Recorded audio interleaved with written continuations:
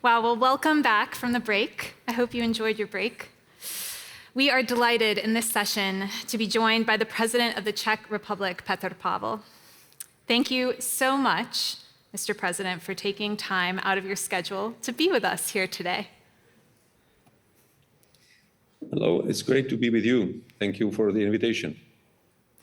Well, we have so many young people out here in the audience with us in Brussels and also online who I'm sure have lots of good questions for you. But I'd like to start by asking a little bit about your journey to the presidency. So you, when you were younger, trained to fight against NATO forces when you were brought up in Czechoslovakia. And then you went on to serve in the military for the Democratic Czech Republic. And now, of course, you're president of your country, which is a member of NATO.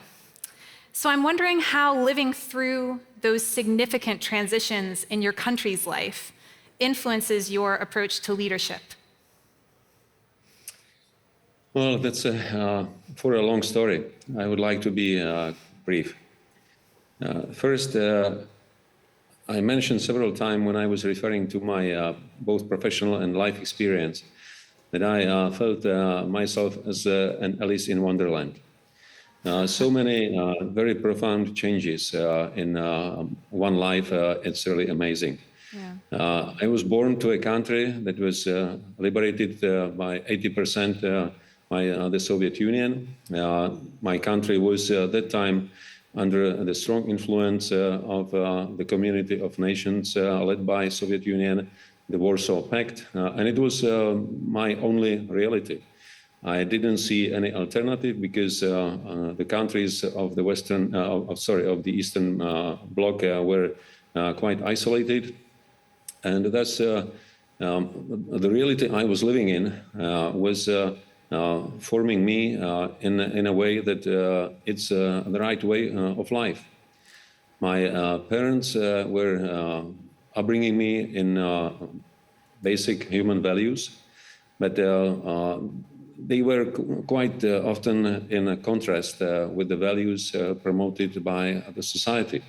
And as a child, obviously, I saw the difference, but I was focused by my parents to do the right things, which were usually in accordance with not just 10 commandments, which my grandmother was following very strictly, but also basic values of my parents. And their idea was, obviously, our society is not perfect. There are many problems to it, but you can improve it by being a better person yourself, and thus influencing your environment. So I was always trying to do things that were assessed to be right. And only later, I realized that by joining the military, which I believed was the way how to serve my people, my country, was actually translated as a service to the regime. It was quite revealing this fact when I was in my late 20s. But as I said, better late than never. So my first lesson from that period was be open, try to learn as much as possible. I used that opportunity once the regime fell down. I got very deeply into studies of history, languages, geography, a number of other things that were not so available in the past. And I was lucky enough to get very quickly to the Western system of education, both in the US and UK and other countries. I used in full opportunity to working in a multinational environment, both in NATO and the EU. I learned a lot from my colleagues from the countries of all around the globe. And I was always driven by my internal compass that was saying, do things that you believe are right, that you believe are just. Don't worry that you will feel at the beginning some deficiencies. but be yourself. And that was paying off. Definitely. Thank you so much. I'm also wondering about how your military background will help inform you in your current political role. Well, I was asked this question many times by the journalists during the campaign, because traditionally people tend to believe that if someone spent most of his life in uniform, will be only driven by orders and tempted to give orders and expecting others would obey. But my military experience started with special forces, and special forces work in small groups. They build on independent thinking, on not repeating the templates, on being active and taking responsibility. And that was exactly what I brought to my further career, even though I didn't serve later in special forces, but was in different positions.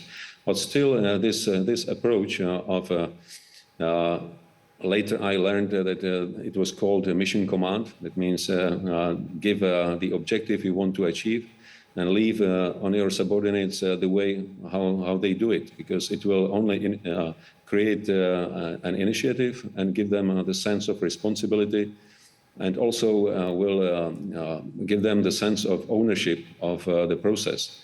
So it was the way which I operated, not just in military, but in all other positions. And I believe that the experience from military, that means this mission command, then some internal discipline, focus on important rather than on details that are usually marginal. They are very much useful in politics as well. Thank you. What do you see as the main security challenge or the main security challenges that are facing NATO today? There are more of them. Obviously, first what comes on our mind is war in Ukraine. And it's not just a regional conflict, as many could understand it. It is a conflict between two sets of values. On one hand, the values of the democratic world. On the other, the values of different types of autocratic regimes. That's why we see on the side of Russia, a country like China and many others who are either supporting or are silently on the side of Russia. We should feel threatened by that confrontation, because the result of war in Ukraine will define how our world will look in future. If we allow Russia, supported by anybody, to prevail, it will be against our own interest, because I suppose we want to live in the world where rules matter, where values matter, where we can discuss rather than fight. This is one of the biggest challenges we have today. So I wouldn't put it in a way that first Russia, second China, and third international terrorism or any other sequence of threats. We will most probably face the confrontation of these two approaches to our future. And then I would also like to mention one internal challenge, and that is our ability to recognize what are actually our threats. Because if we start believing that, for example, China is just a friendly country trying to do business with us, it will be a great mistake. That's why we have to be able to distinguish where is the threat, because not necessarily it will have a form of a military force. And we have to be resistant and ready to face all kinds of these new challenges. I know that you spend a lot of time thinking about these exact issues, so it's so interesting to hear from your perspective what you see as some of the greatest threats. I'd just like to turn to our audience here in Brussels for a moment to see if there's anyone who might have a question from the crowd for you, Mr. President. Do we have any questions? Yes, I see one right here in the middle. If you don't mind just going to the microphone so that we can hear you.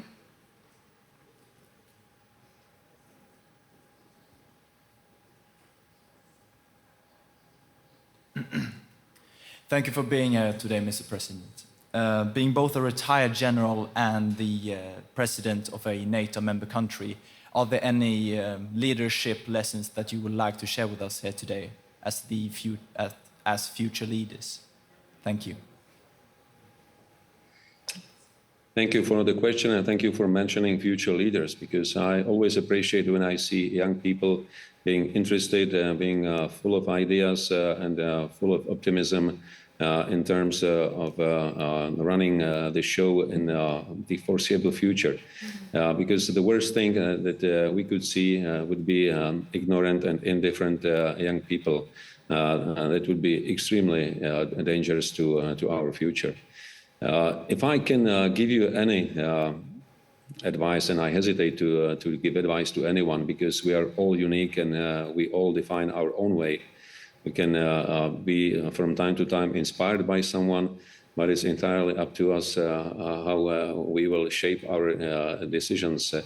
But what paid well for me in the past was always stay yourself. Stay yourself, have a sufficient self-confidence based on knowledge, based on openness. Be always open to new ideas and never tend to think that you are right. There would always be someone who would have better arguments, and you should always be ready within the framework of your values to accept new arguments and potentially adapt your position. Also, don't be afraid of doing mistakes, because mistakes are natural. What is more important than making mistakes is to learn from them. And I would like to share one experience which I got when I started working in NATO structures right after our accession in 1999, where we had a great exercise and Supreme Commander at that time, British 4-star general, told us, guys, I will not assess you based on how good this exercise is, how little problems you will find, just opposite. The more problems you will discover, the more lessons you will take out of it, the better the exercise. And I was very grateful for that lesson, because it was exactly the opposite what we were doing before. We were all striving to present our organization as flawless and nicely polished, sometimes even covering the problems. And this is not the way how to move ahead. So don't be afraid of mistakes, be fair in admitting them, but always try to learn something good from them. Brilliant. Thank you, and thank you for the question. I'm going to take a question from online now, President Pavel. We have a question: what impact would a Chinese attack on Taiwan have for the war in Ukraine? You mentioned both of those as important issues a moment ago. Well, let me start with the conflict in Ukraine. China is playing a strange role in this conflict. China is using it as an open textbook, learning from what the West is doing, how do we react on different situations on the battlefield, how quick we are in getting together and coming to a common position, how effective we are in supporting Ukraine. Because these are all the measures that are interesting for China when it comes to a military solution of a problem of Taiwan. And China doesn't hide their clear determination to unite Taiwan with mainland China under one regime. We all agree to some extent to the principle of one China. Czech Republic has its own one China policy, but we also often refer to two systems. And it was the case prior to changes in Hong Kong, and it is the same now with Taiwan. Taiwan obviously is much bigger and more important in the sense of world trade than Hong Kong, and any disruption to Taiwan would be immediately felt all around the globe.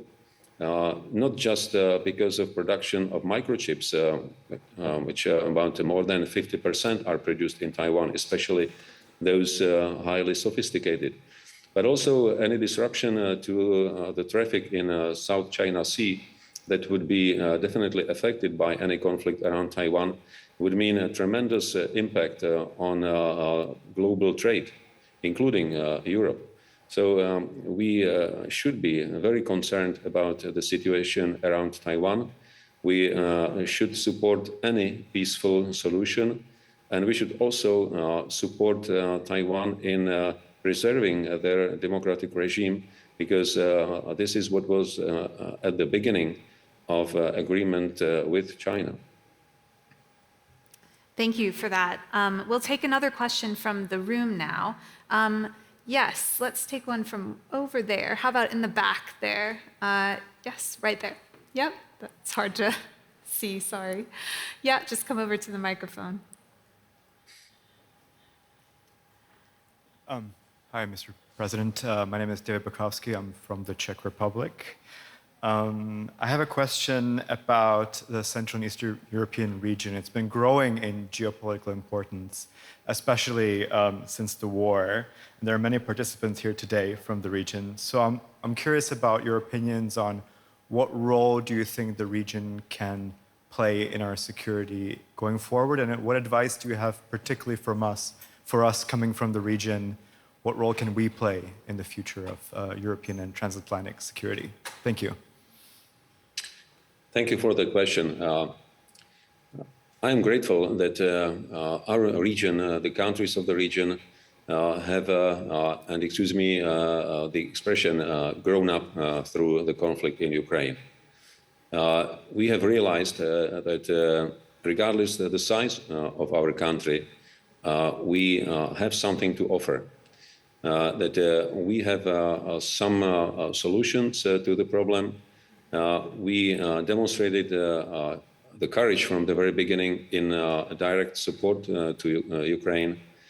We were very active in looking for general support by the EU, NATO, and all other contributing countries.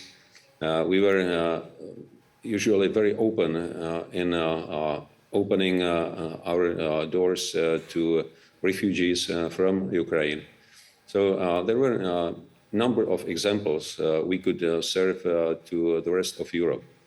And it led to a growing and well-substanced self-confidence in the region. Some people even talk about the shift of center of gravity towards Central and Eastern Europe. I wouldn't probably go that far. And of course, I would be cautious when it comes to optimism, because there are still many challenges in the region, and some will be most probably manifested over next couple of months or year during the elections. But still, I think the time has come for us to be more active and more responsible part of European solutions. Not just recipients of the assistance, not just those who listen to the voice of greater and more economically more important countries, but also as the countries that will be part of the solution. But of course, without any exaggerated self-confidence, but reasonably based on achievements. Thank you for that, and thank you also for the question. We have another question that's come in online, President Pavel. Based on your political and military background, how do you respond to those who claim that NATO's actions and expansion toward Eastern Europe has triggered Russia's illegal aggression in Ukraine? I heard that argument many times in the past, and especially when I was in a position of a chairman of NATO military committee and visited a number of countries who were partners to the alliance. And my response was always the same. It was not the NATO pushing enlargement eastwards. It was the interest of the countries who liberated themselves in different ways from the Soviet Union and Warsaw Pact, whose interest was to join NATO. If we understand NATO as a zone of stability, friendship, a zone of discussion rather than a confrontation, it is in our interest to extend that zone further on. That no one can order any nation to join NATO. There is a long-lasting process from the serious interest to the accession. We can see it with the countries of Western Balkans. We can see it with Ukraine. How long does it take before NATO as a whole comes to a unanimous agreement about potential new member? It was probably easier with the countries like Sweden or Finland, whom we considered to be, and we call them day zero partners, because they were so much interoperable and ready that they could join NATO and start operating with it really first day. But it's not the case with a number of other countries whose preparation requires a lot of time. It's not just about interoperable forces, it's about procedures, it's about legislation, it's about a number of processes and standards that have to be met before the country can assess the club. So there is obviously a lot of things that are required for any new country to become a member. And there has to be also mutual interest that accession of a country will be mutually beneficial for both sides. Thank you very much for answering that question. Let's take one more question from the audience. I think we have time for that. Let's go down here in the front row, if you don't mind walking to the microphone, please.